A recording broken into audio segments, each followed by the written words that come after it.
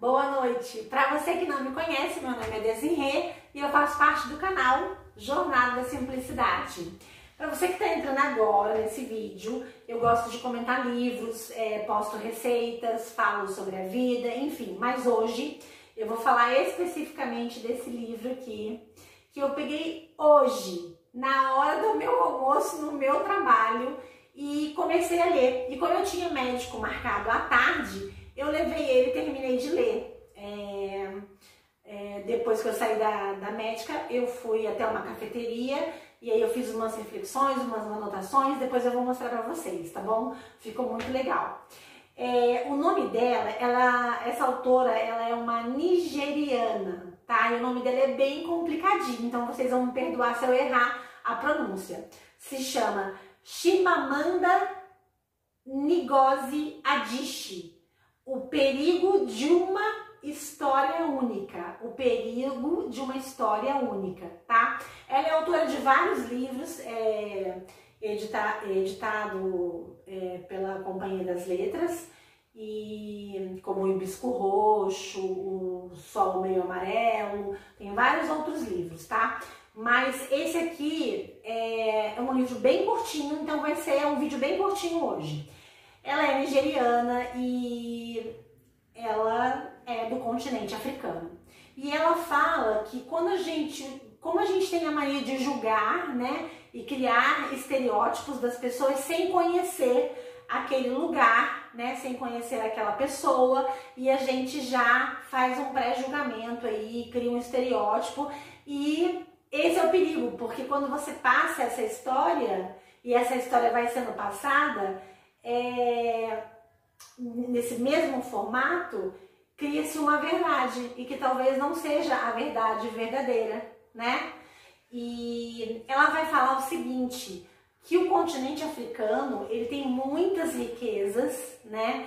Ele tem diversas oportunidades, e que ela nasceu, inclusive, numa família classe média alta, né? Então, muitas vezes, quando as pessoas pensam na Nigéria, pensam que as crianças comem lá bolacha de barro. Não, existe, realmente existe lugares muito pobres, né? Porque tem a má distribuição de renda e realmente as crianças passam muita fome. Tem lugarejos, né? E tribos e lugares rurais que as pessoas realmente passam muita fome.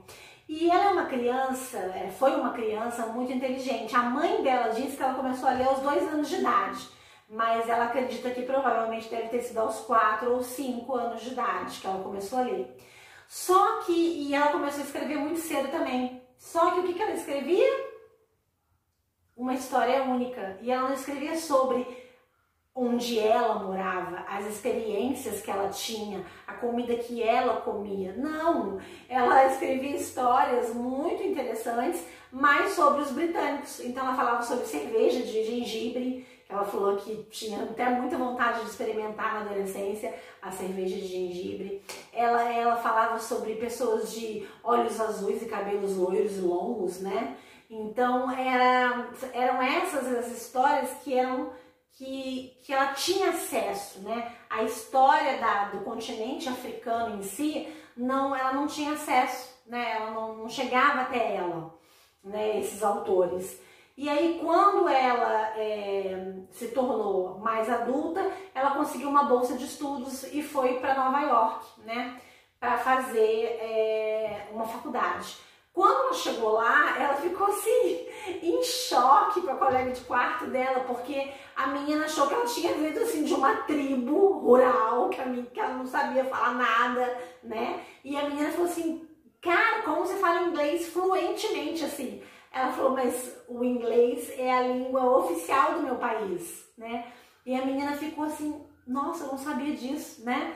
E eu também não sabia disso, né? Que a língua oficial da Nigéria é o inglês. Mas por conta do quê? Da colonização, né? Os britânicos, né? O continente africano, a Nigéria, né, em si, foi colonizada pelos britânicos. Então a língua oficial de lá é o inglês. Então ela fala fluentemente, perfeitamente o inglês. E aí a colega de quarto falou assim, nossa, e a sua cultura, né? sua música, o que você gosta de ouvir? Aí ela apresentou um CD lá da Mariah Carey, acho que é assim que se pronuncia, e a menina ficou super decepcionada. Aí a menina foi apresentar, ela, então eu vou te apresentar um fogão, acho que você não conhece. Aí ela falou, não, eu conheço o que é um fogão. Então assim, porque a menina achava que ela veio, que ela era muito pobre, então assim, a menina, ela sentia no olhar da menina uma pena, assim, né, um dó, mas que na verdade não foi a condição que ela foi criada, ela nasceu numa família de classe média alta. E aí ela vai falar dos estereótipos, né, que você precisa conhecer, né. Tem gente que acha que é um país a África, né? É um continente africano, né? Então você precisa conhecer, e lá tem muita riqueza, só que existe também muita pobreza, então são várias histórias. Então, se você contar a história do continente africano, começando pela pobreza, pela bolacha de barro, você tem um viés da história. Agora, se você começar a contar a história do continente africano pela colonização britânica, aí você vai entender porque hoje o continente africano está tão sugado, tão explorado, tão espoliado, né? Então as histórias, elas têm esse poder, né, de dar dignidade a uma nação ou de expoliar uma nação. Era isso que eu queria falar para vocês no dia de hoje. E contar também que eu tive uma experiência muito única e que eu me senti muito feliz. Eu saí da minha médica, eu tinha uma consulta hoje, lá em Lorena, que é uma cidade próxima, né? Eu moro aqui em Guaratinguetá, e eu fui numa cidade próxima, que é ao lado, que é Lorena. Uma consulta médica. Saí de lá e eu não tenho costume, nunca tive o costume, nunca saí sozinha. Eu sempre saí acompanhada, né, com outras pessoas. E aí eu saí do consultório médico e falei, eu vou tomar um café hoje sozinha. E aí eu fui numa cafeteria que eu gosto muito e sempre costumo levar meus filhos lá, que se chama Bem Mineirinho. Inclusive, se você vier em Lorena, vai conhecer a cafeteria Bem Mineirinho, que vale muito a pena, é muito gostoso lá.